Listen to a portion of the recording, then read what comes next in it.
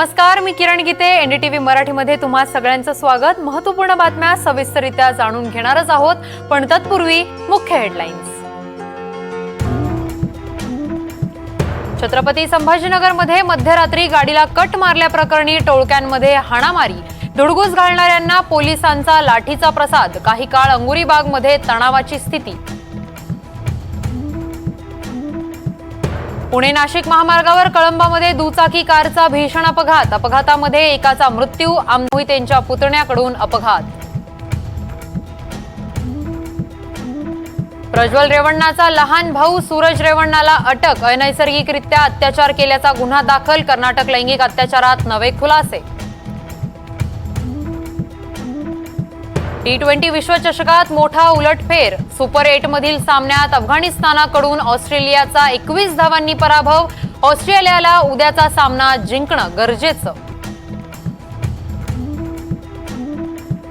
मुंबईत आज मुसळधार पावसासह जोराचे वारे वाहण्याची शक्यता. हवामान विभागाकडून येलो अलर्ट जारी. आज तिन्ही रेल्वे मार्गांवर मेगा ब्लॉक. पश्चिम रेल्वेवर माहीम ते गोरेगाव ब्लॉक. रेल्वे रुळांची देखभाल दुरुस्तीच्या कामासाठी ब्लॉक. रेल्वे 20 ते 25 मिनिटे उशिराने धावणार.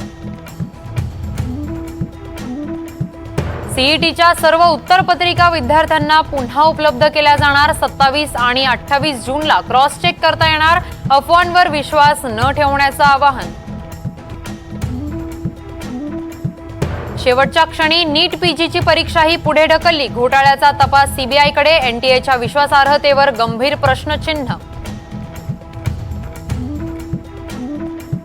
एनटीएचे महासंचालक सुबोध कुमारांना पदावरून हटवलं. त्या जागी निवृत्त आयएएस अधिकारी प्रदीप सिंह खरवला यांची निवड.